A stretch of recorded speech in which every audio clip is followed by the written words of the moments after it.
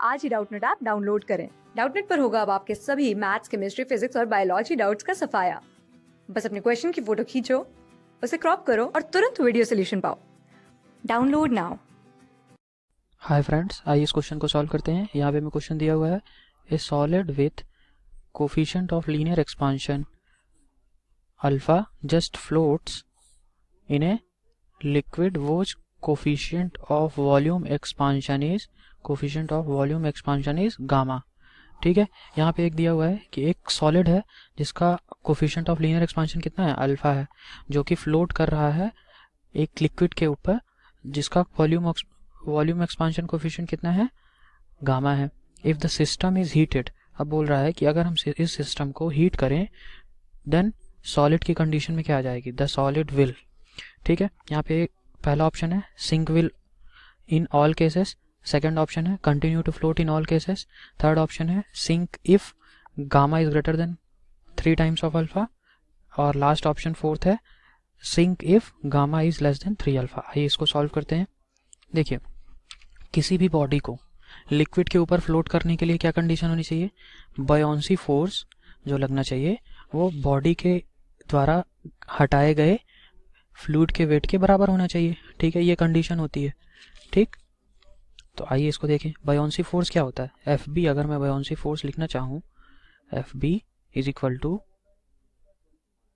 Row density of liquid या density of solid into volume into gravity, rho V G हम लिखते हैं। ठीक है, बायोंसी फोर्स क्या होता है, वस्तु द्वारा हटाए गए द्रव का भार। ठीक, ये आ गया। अगर हम सिस्टम को हीट कर रहे हैं, सिस्टम को हम यहाँ पे क्या कर रहे हैं, हीट कर रहे हैं, तो बायोंसी फोर्स चेंज होगा।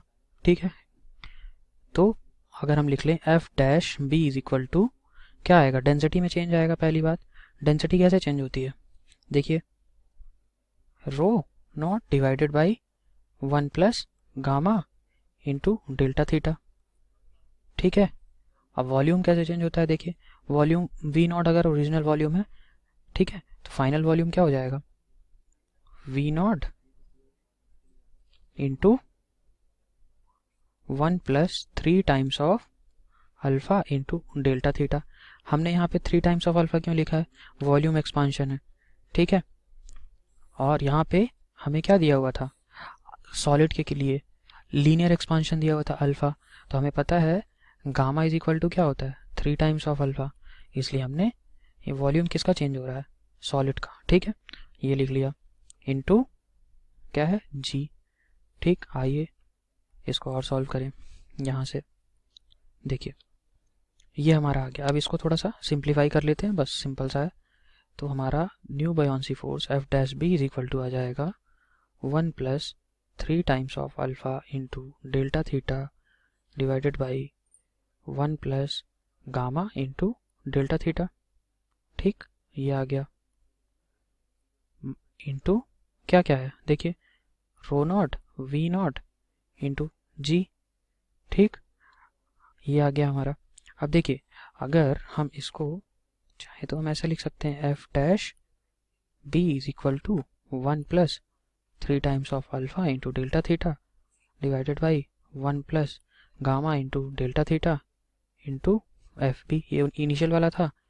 अगर अब हमारे पास कंडीशंस दी हुई हैं ऑप्शन के अकॉर्डिंग, ठीक है, कंडीशन क्या है, ये सभी केसेस में सिंक कर जाएगा।